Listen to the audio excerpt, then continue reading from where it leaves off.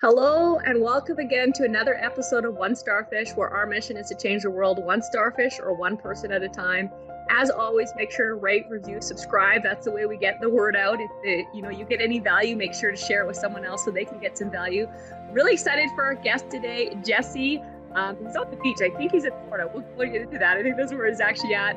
Started his company called Vet Adventures in 2020, and basically, the long story we'll get into more detail is basically helps everyone find everything that's luxury. So I put it into like a really short form. Real estate, cars, jets, getting into yachts, it looks like. Anyway, welcome to the show, Jesse. I appreciate you having me, Angela. It's awesome to be here and share this time with you. Thank you.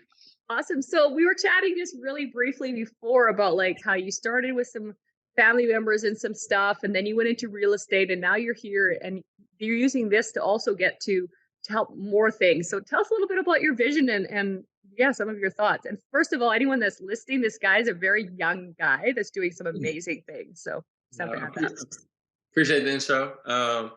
Yeah, so my vision really is to, build kind of like a mastermind alliance. When I first got into the industry of doing what I do in 2017, I was kind of brought into the industry, and my cousin at the time was like, hey, we're selling luxury things to very wealthy people. And I was like, hmm, build relationships with very wealthy people who are very successful and be around really cool luxury assets like cars and high-end watches. Yeah, sign me up. I'm gonna jump into that. That sounds like a great direction that I want to go from where I currently was at in my life. And so as that progressed and as I began to meet these people, I really wanted to just do everything I could for these people because I was so fortunate and so grateful to have the opportunity to even conversate with people who can afford $1 million cars. Like growing up the way I grew up, you don't see that type of money. You don't see that type of wealth. You don't see that type of freedom. And coming from my background, that was something that I freaking wanted. Like I wanted to understand. I wanted to surround myself with those people to understand, how are you doing this? How did you become so successful? So yes, on the front end, I was a car broker, and they just looked at me as somebody that might be able to provide them value, save them time, and get what it is that they want, which ultimately I was very good at doing, which obviously led to a great reputation in the industry and building relationships and having the clientele that I do now. But on the back end, what made me really good at that was for my desire to build a personal relationship with these guys, because I have a bigger picture in my mind. And that bigger picture started to form as I cultivated these relationships and as I kind of like discovered the direction that I was heading. And, we have problems in this world, and we all have, things Really? that we want to change in this world. We're very passionate. We want to have purpose. We want to have meaning. We're moving into an Yeah. age where we want to make a difference in the world. And who better yet to do it with extremely successful, wealthy people who have the resources and the financial backing to do that, right? And so my vision as I've grown into this business is team up with these guys, man. I'll open the door by providing my value and getting them what it is that they want so that I can build that trust and build that relationship. And Mhm. then as we grow, that business relationship will turn into almost like a friendship. And then, as you know, when you become friends, you start talking about more personal things. You get on a more personal level, and that is my goal as I continue to progress in my relationships and provide more value with clients and meet more people. And I'll say this: like, I'm not after every deal. I'm not after every single wealthy person. I have, just like you have a lover in mind, a connection of a significant other. That's kind of how I see my clients. I don't connect with every client the same way, but the ones that I feel as if will make a good teammate for me on the team for the main vision, those are Mhm. the ones that I'm really on and after. So So let's back up. Tell us a little bit about your background. You mentioned a few times. Tell us where you came from. yeah, so my background, I mean, we can go as far back to when I was like born in Miami in 1989. I'm 33 years old. My parents split up when I was like 2 or 3 years old. Jumped from Miami to California and then back to Miami during like Hurricane Andrew. My mom got remarried when I was like 6. Um, Grew up in a household where you were provided for, but you go through childhood stuff and played baseball. Sports was a big part of my life. I say I grew up on the diamond and in the playground and in the streets, and just kind of learned a lot of lessons through failure and trial and error. And if you ever seen like the movie Peter Pan or Hook with Robin Williams, I kind of consider myself as one of those lost boys. And Okay. and I got a D1 scholarship, got kicked off the D1 team at Georgia Southern, ended up at NAI school in South Georgia, and I kind of scratched my head and I was like, how the F did I get here? And I really spent a lot of time reflecting on my life and realized, like, man, I'm here because of me. All the decisions that I made, all the actions that I did, all the universal karma that I built up, like I got devastated. I got crushed. I got brought back to reality, back to the bottom when you think you're invisible and you can live this type of lifestyle and have no repercussions. And from there, I started doing some real deep self development work on myself and realizing, like, hold on, like if I do this and I do that and I operate this type of way and take care of my mind, body, and spirit, like this is what's going to happen. And I kind of went on a big spiritual journey and opened up the Bible and got real close with God. And, Mm. that just kind of set me on my direction. And, I had my first kid when I was 23. And I now have three daughters, happily married. Been with my wife for like 11 years, I think. And, I think. yeah, I mean, the journey was like this, it's just, I worked at Hertz Rental Car, I sold marijuana, I did baseball, I've done it all. So that's kind of why I say, like, when I reflect, everything in my life has been a stepping stone to get me to a higher level, a higher purpose. And I have no doubt in my mind that my big vision is tied to my purpose, which is there's a reason why my clients are in my life and the relationships that I have. And it's not just to help these guys sell cars, because I didn't grow up around cars. I hardly knew anything about cars. I had to learn about it, but I'm discovering my passion is coming forth by building relationships and providing value to other people from the top all the way to the bottom, from the wealthiest person in my phone book to the poorest person in my phone book. I'm trying to build that bridge and share my experience in my life as we progress, which I think is what we're all kind of doing. And, so. That's cool. So tell us a little bit. So when did you get into personal development? What was like you got kicked out of one school, if I get it right, you got into the Yeah, other school, and then that was kind of, is that where the awakening came? Did yeah. someone talk to you? What really started you onto that self-reflection? And how old would you have been at that time? Because you're not, I was, you'd been in your 20s? yeah. I was in my early 20s. I was 21. So like my goal is always to play in the College World Series, Division I baseball, and I busted my ass to become the baseball player that I was. God gifted me with a lot of talent. But when I got to the Division I school, Georgia Southern, boy, I made it. Oh, look at this. Like, woo, got a girlfriend back at home, but I got three girls over here. We're going out to the bar Living the over here. life. You can't tell me shit. Like I made it. And but that's the outside world. That's the distractions. And if you're not built within and you don't stand on some type of Mm, foundation that you were raised on, which I was not raised on any type of foundation, you're a lost boy. mhm, Oh, look at the jewels over here. Look at this. Look at that. Oh. And you take your eye off the ball. And what happens when you take your mm, eye off the ball? You strike out. And that's exactly what I did. And when I ended up at an NAI school in South Georgia, the total opposite of a D1 lifestyle, I'm looking around and I'm like, I blew my shot. My baseball career is over. I had planned to go to the pros. What do I do now? I was mm, literally at the bottom, lost, and I was asking the world, the universe, why am I here? And I needed answers. And so I was like, we talk about Jesus, we talk about God. If I always believe in God, but I didn't, really know.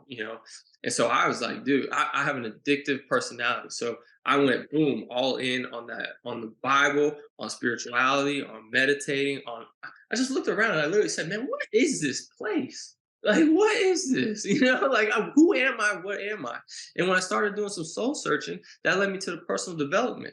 My first books were Tony Robinson, the Day Planner and stuff like that. I got hooked on Joel Osteen. I loved his messages that he was mm, providing, and it was just like soothing to my soul, giving me some comfort and some grounding that I needed in order to maneuver through the storm I just put myself through and get out of the rut. And I tell you, my life changed when I started meditating. The darkness started to be removed, and I started to see the beauty in everything, in everybody, and the relationships and the connection. And then my life started to take form, and yeah, that's what led me down to personal development. And then it wasn't always like this. I went back down that hill in like 2013, 2014. Once I started getting like some money from selling marijuana. I had kids. I didn't want to work for anybody. I was a rebel kind of deal, and then I started hanging around with the wrong crowd, and that pulled me back in and into that lost boy mentality, and I had to pull myself back out of it. So when I say I went up, down, and back up, I'm never going back down. Where was some of the catalysts though that pulled you out? Was there somebody that would reach out to you, Jesse, and be like, do you remember that? Or just like somehow you just would like you're totally I wanted it. inward and you change.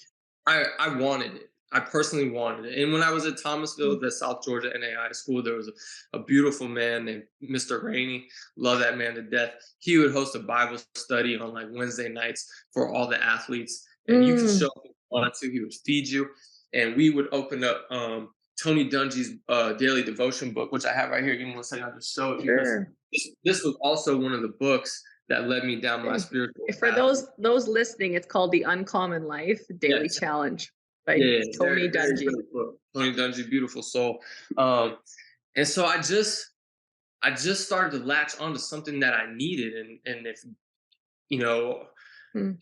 I needed something that I could hold on to, anchor, and that was my faith. And that faith started to get built up and built up, just like your muscles would when you go to the gym. I was constantly doing work on my mind, and I saw the people who you needed to surround yourself with. Some people would bring you down, some people would bring you up, and I only wanted to. I realized that there wasn't a whole lot of people around me that were going to hold me to a higher standard and keep me accountable. So I realized that I needed to be that for myself, and when I started to become that for myself, man, you start being a leader, you start being impactful. And then you kind of hold yourself to that standard like, hey, this is for the greater good. Like, I got to hold you accountable so you can hold me accountable. I can't let you slip so I can't slip. So you just build that environment around you, like, Mhm. like a lion pride or a wolf pack or, whatever, a mastermind alliance. And, that's the direction that we should all be headed in humanity, is to make everyone around us better. So, yeah. That's so good. So I love that. And it's that one person that, I don't even know if this guy, you've talked to this guy that ran this Bible study, but his Bible study really has made an impact in you, which has made an impact in others. It's that ripple effect, kind of like that one person.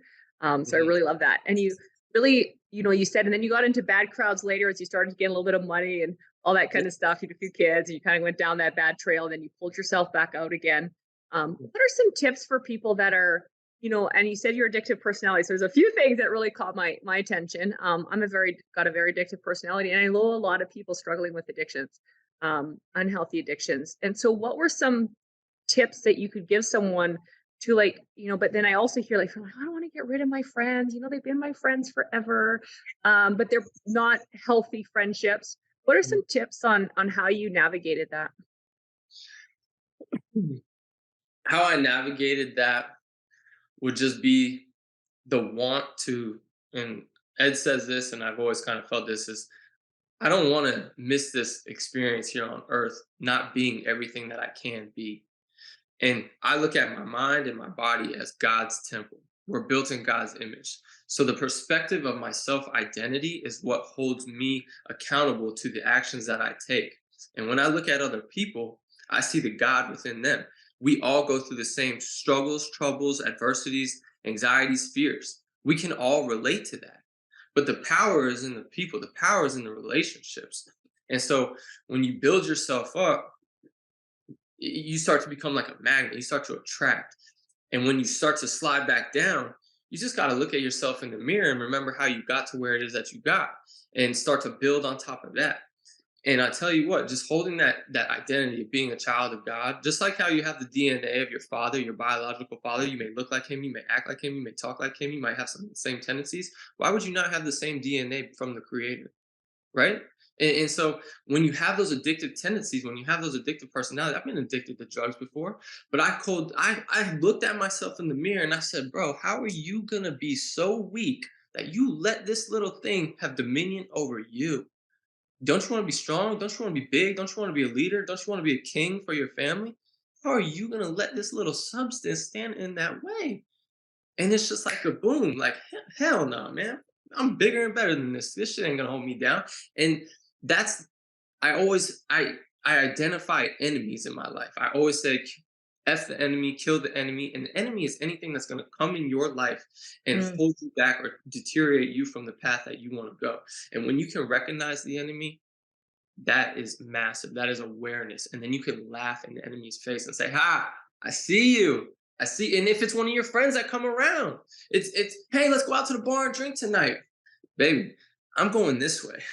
I don't want to put that alcohol in my freaking system because it deteriorates God's temple. And if I'm trying to ascend, if I'm trying to reach the highest form of myself, why would I pollute this? Why would I pollute this? No, I can't do it. And when you start to do that and you start to win those inner battles and defeat the enemy, you Mhm. see how your life starts to form. You see how God rewards you. You see how the higher power puts his hand in your life and makes it so much beautiful. And when I look at my life, when I see how far I've come, me and my wife were just discussing this last night in bed, man, we've come so freaking far. How could I ever disobey the path, the laws, the way that got me here, which was being dedicated to the Most High? So I can't get off that path. No way. I've been down that path. You know what's down that path? Self-destruction, bondage in your mind. No, I can't do it. I'm loyal to the soil. I'm loyal to the commandments. I'm loyal to the way. I'm tapped in, and I'm trying to bring as many people with me by being the example, being the leader, and just being me. So That's cool. So 2013, you went down, then you came back up, and now we're building a massive organization, helping a lot of people. What do you see as a vision? Like you said, you're really working at connecting with certain people, and building some relationships. Where do you see, where do you see you're going? What is your purpose? my purpose is to unlock souls. Put it that way, like to save souls, to light the fire. To when I speak to people, I'm trying to speak to the spirit. I'm not speaking to your flesh. I'm speaking to that wick that is deep down inside of you, buried underneath all that garbage, that fear, that bullshit that's been indoctrinated into you by the physical reality of the matrix. And I'm trying to kindle that fire inside of you. That's all I'm trying to do. And once that fire is kindled, you will pour the gas on it. You will continue to go back to that room within your consciousness and dwell in that room, which provides you the light that you need in your life to maneuver and manifest the life that you desire in this world. And we're too attracted to the outside world. We're too attracted to the Mhm. outside world. And when you become inside out, like Dabo Sweeney says, I love that. When you become inside out, and it's inside out with the purity of your soul and your spirit, you're like a flower that blossoms. And then the smell of that flower will attract all the right people that you need in your life to help elevate you as you elevate them. And that's why I say the power is in the people. And that's why they want us disconnected. That's why they divide us. That's why they pollute all of our food. They cannot have you tapping into the power that's within you. You Mhm. cannot, they do not want you walking hand in hand with the creator. And to Mhm. me, that is the biggest competition that I could ever have in my life. And I love to compete. I love to battle. I love to play. And this is just a spiritual war. And we need spiritual warriors. We need spiritual leaders because the direction that we are headed is one way. And they are trying to keep us from going that way. And you can see it as clear as day, as clear as day. So that is my purpose. That is what I know is my passion. And in speaking this and having this conversation, I know that this was probably not the conversation you intended to have. It was more probably towards business, but these are the conversations that I love to have because this is what matters. This is what sets people's souls on fire, and we need to have more of these conversations. Hey man, no, this is perfect. I love this conversation. Yeah. This is why I was digging into your past, because there's always Yeah. a somewhere in the past that starts to bring out the future. I mean, there's a lot of successful people in this world on a financial standpoint, but not everyone necessarily has a passion. And I think that you can't have one without the other. And I think that it's a dead life. And so I love that you have a passion and that you're driving towards something bigger than yourself. Yes. And so, like you said, you're very competitive. You kind of talk to yourself, but other days, even where you're at, that some days, I don't know, you just like, I don't want to do this, or I don't want to get out of bed, or I don't want to read the book, or I don't want to, whatever the things are we know that gets us where we're going. And how do you work yourself through that now? What are some strategies that help you? I mean, beyond just like tapping it and just saying that, is there anything you actually do or think about specifically that could help someone, on the days they don't want to move Yeah. forward, Yeah, basically? so we all have those thoughts. I have those thoughts and those emotions all the time.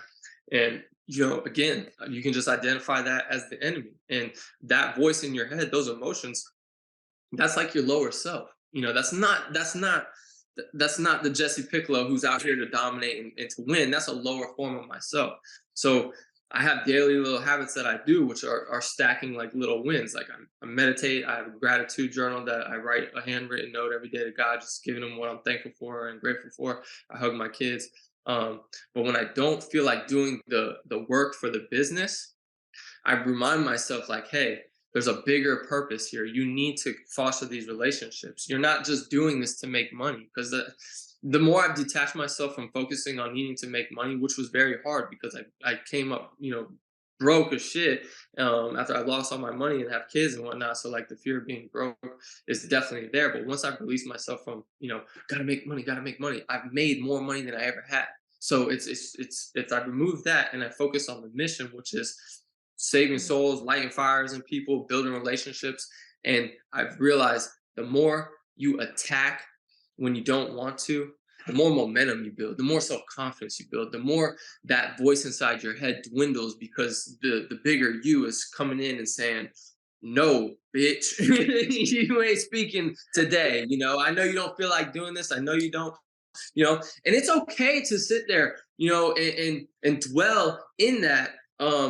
But don't do it for too long. Just recognize it, and then have like an actionable item that you do. For me, it's meditation. If I feel like that, I'm just going to go into meditation. I'm going to sit there for 20 minutes with my eyes closed, and I'm going to try to listen to a higher power talk to me and help me maneuver through those emotions and through those thoughts to get to the other side of where I need to go for my day. And so, you know, we're human, it happens, but create things in your life that are going to build the momentum to dwindle that voice in your head that causes those emotions, which is Good. building. Yeah. For some, it's the gym. I know that. Or for some, it's Yeah, like you no, said, no, yeah. running on the beach. I Or left the gym out. Yeah, I left the gym out, but I love the gym. That's yeah. definitely something. And the sunrise for me is definitely something like getting that morning sun. I try to go to the sunrise every morning. I live 5 minutes from the beach and just staring at that sun and just talking out loud and just saying everything that I'm grateful for.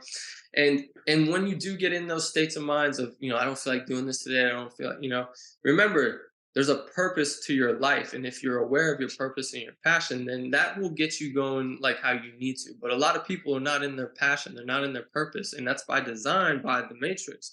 And when you can figure out and discover what you love and move towards your passion, you're going to be okay. I say chase passion, or chase purpose, not pleasure, So when you're in your purpose, you'll know it. And that will light the fire within you to make it through those negative thoughts and emotions where you just don't feel like doing it today. I love it. And I know we could go forever and ever, but this actually brings us into, I always wrap up, and we'll probably have you back because I think this is awesome. It's three final questions and then anything that you really think is really impactful for listeners to wrap up with. So first final question wraps into what you're exactly talking about. If someone's looking for their purpose, what's one sentence that you would say to help them find it? Look with look within. That's what I would say. Look within. Because we all hear, and as cliche as it sounds, you hear, "Oh, everything is inside of you that you need." Look within, and we're starting to talk. You see it on social media about the mind. Tim Grover, Control the Mind. Andy Frisella, Ed Milet. They Dr. know. Joe. Joe Dispenza. They know the secrets. And when you open up that good book in that Bible, God talks about, "I'll give you the secrets of the secret place." The secret place is in here. And when you go and find it, when you discover and kindle that spirit, that soul, that fire, your passion will come alive. And people already know what they're passionate about. It's already there in their life a little bit.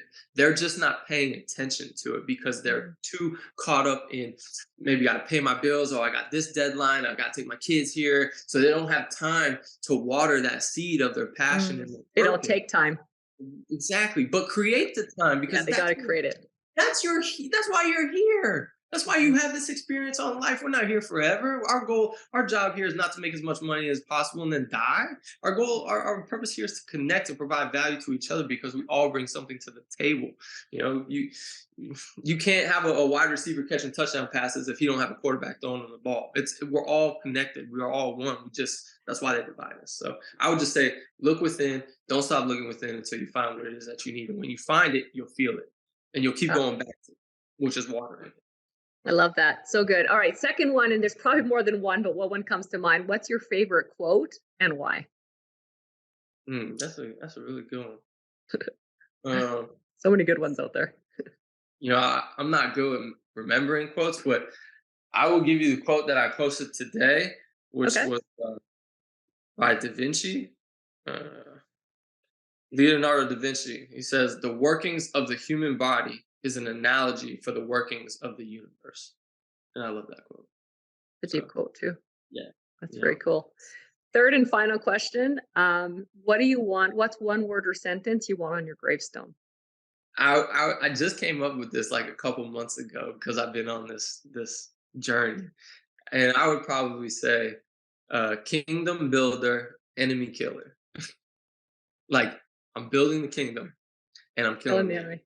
Wow, that's a cool one. I like that. Yeah. That's awesome. Okay, so if anyone runs up to you at the coffee shop and they're like, "Hey, Jesse, that was absolutely incredible.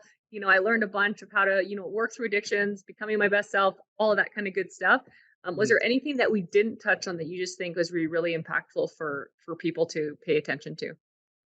Um, yeah, I would say stop being afraid of what other people are going to think about you because you are unique. You are a one of one, and you need to display that to the world. We are not here to judge anybody. If anybody judges you, it's their own fucking fault. Okay, you need to express yourself. It is very powerful when you release and express who you are to the world.